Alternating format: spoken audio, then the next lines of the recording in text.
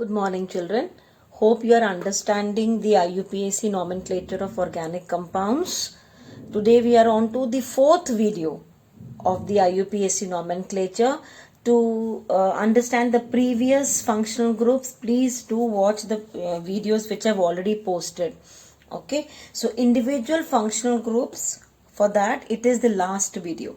Then we will be taking different rules, how it has to be named, that we are going to discuss, right? The next functional group which we are taking today is amine. Now, what is amine? Basically, all amines are derivatives of ammonia. If I write, see, NH3, they are all derivatives of NH3. Now, if hydrogen from ammonia, one by one, they are replaced by alkyl group, it will be of three types. Amine will be of three types. Like, if I remove one hydrogen of ammonia by R, it will become RNH2. This is called as primary amine. 1 degree we write down for primary. This is primary amine.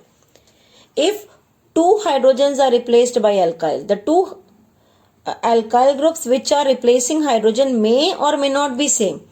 If they are same, I will write this as R2.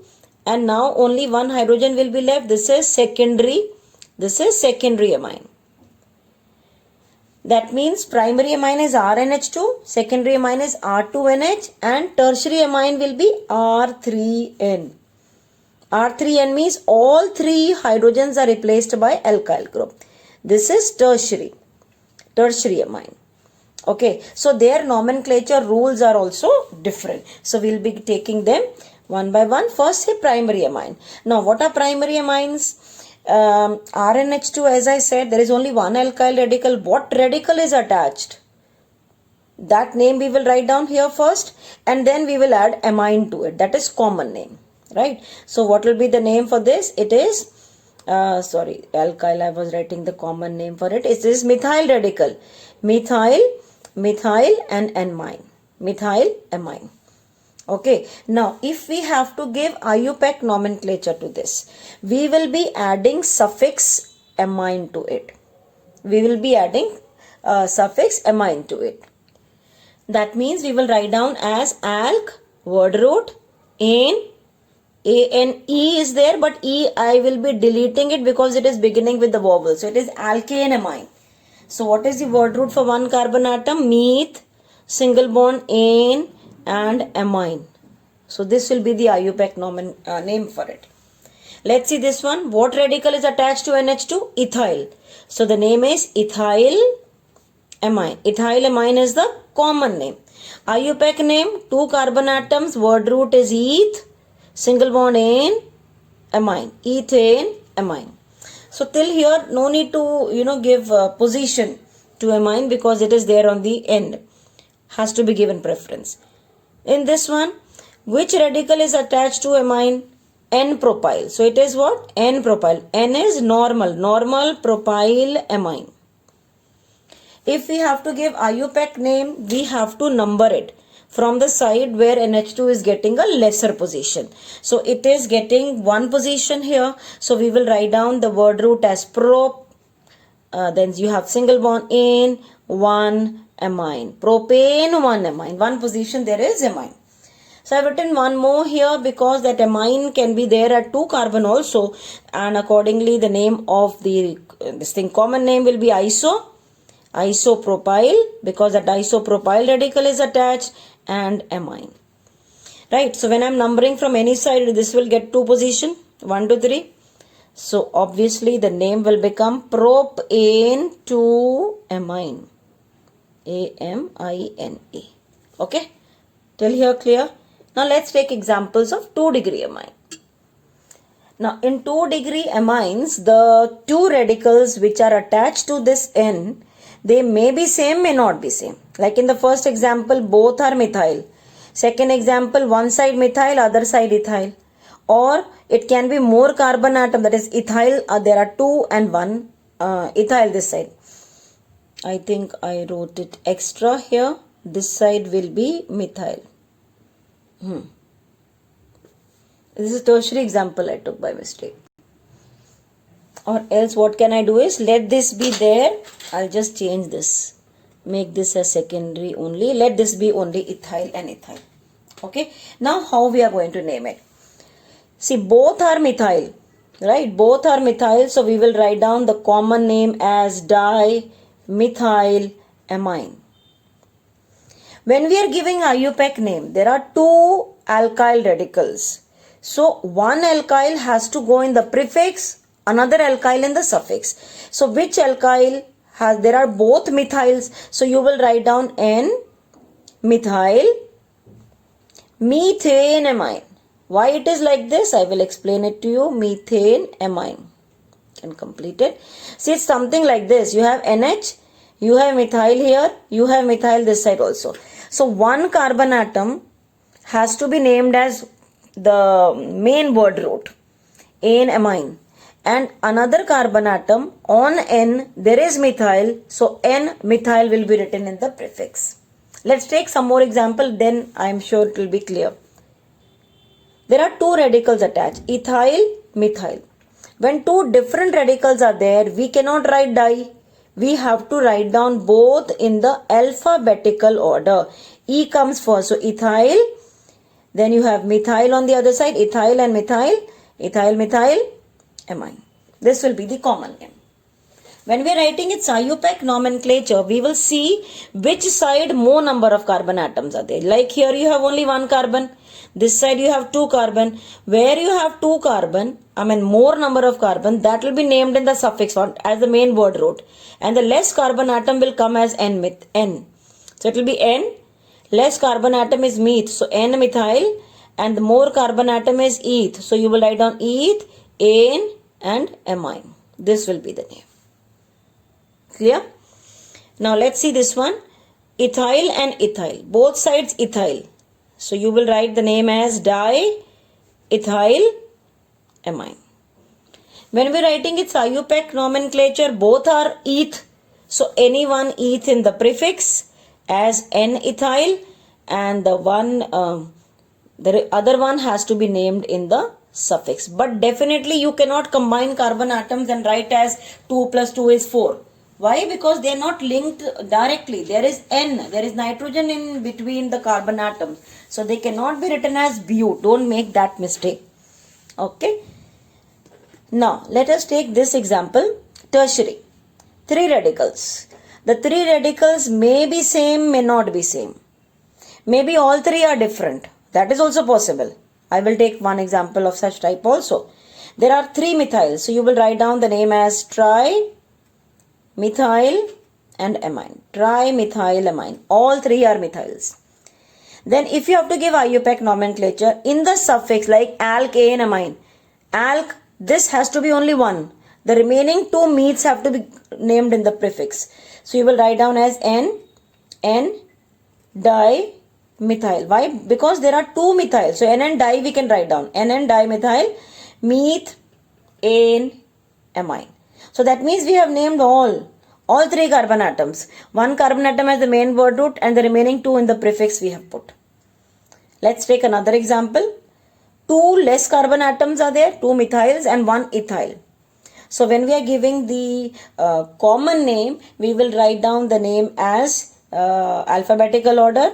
So it is ethyl, dimethyl, amine.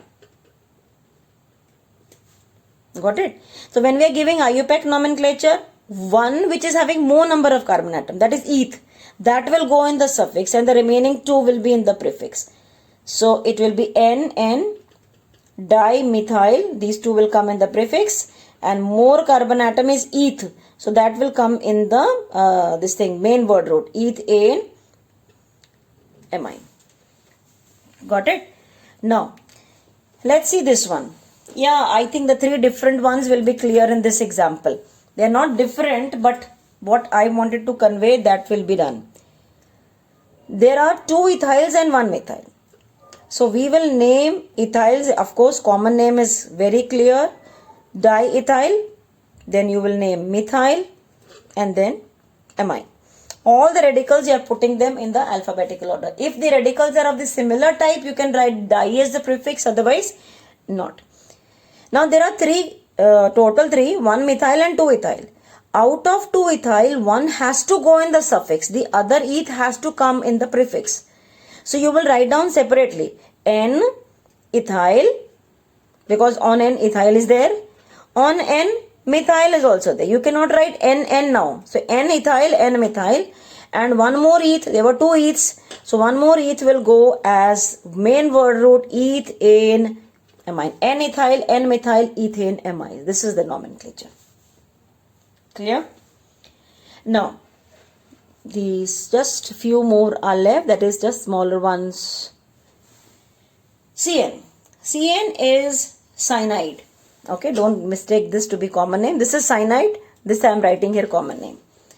Now, what are their names? If I have to name as the common name, they have to be given name as alkyl cyanide. You will just add the prefix alkyl to it, alkyl and then cyanide. Got it? Now, what radical is attached to CN? Methyl. So, you will write down methyl cyanide. Now, don't commit the mistake here that there are 2 carbon atoms of eth. No, methyl and cyanide itself means CN. When we are giving the IUPAC nomenclature, we have to write the name as alkane nitrile. We write down nitrile as the suffix. Complete alkane will be there. No E will be deleted. It is not beginning with the vowel. But in this, we are going to count the carbon atom of CN also. There are total 2 carbon atoms. So we will write down as eth. Don't make that mistake here. You will write down as ethane and nitrile. Clear? Common name for the next one, ethyl cyanide.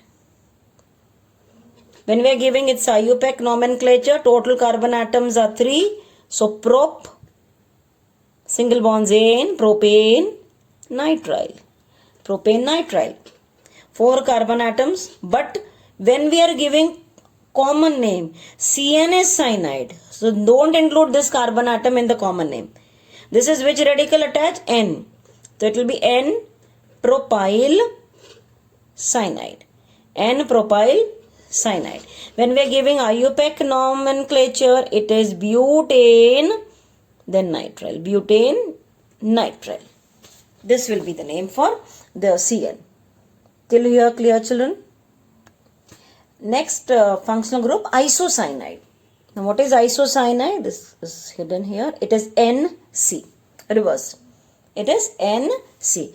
There are 2 bonds here and 1 dative bond. How we name it? There is no IUPAC nomenclature for this. You can only give common name. So there are 2 ways in which the common name can be given. One is you can give like this as alkyl. This is alkyl and isocyanide. Or you can give as alkyl and isonitrile. So we will write down both the names. Which radical is attached? Methyl. So we'll write down methyl and isocyanide because NC is isocyanide. Methyl isocyanide, or we can also write down the name as methyl isonitrile.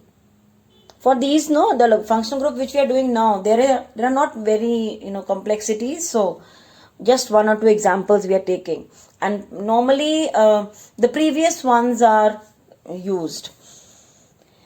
This one, which radical is attached? Ethyl. So we will name this as ethyl, then isocyanide. Same way here, we will write down the name as ethyl isonitrile. Got it? Now, just 2 more functional groups left. We'll quickly wind up. Nitroalkane. This is NO2 group. Actually, if I just move it like this, in this nitro, there are, 2 ways you can represent. Either you can write down as NO2, nitro, or we may write like this as ONO. We may write like this also. This is nitrite. If it is written as NO2, it is named as nitro. Otherwise, it is named as nitrite.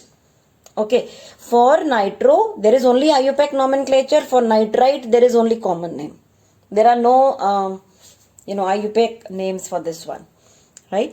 So now one more thing, this NO2 is always named in the prefix. You can check here. This is always named in the prefix. So it is nitroalkane. Nitroalkane. Right? So what we will do is nitro. So we will write down the name as nitro. Word root is meth. Then you have single bonds. Ing. Nitromethane. Likewise, you can write down the name as nitroethane. For this, if we know the name, what to write, it is not at all an issue.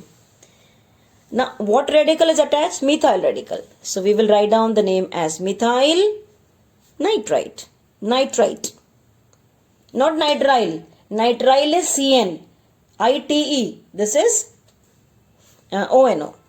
Ethyl nitrite. Ethyl nitrite. Clear? I hope you have followed all the individual rules for naming the functional groups. Now, in my next videos, I will be talking about the IUPAC nomenclature of branched chain alkanes, unsaturated hydrocarbons, and if polyfunctional compounds are there, then how to name them. All those we will be discussing. So please share the video and like it if you like, and thanks for watching.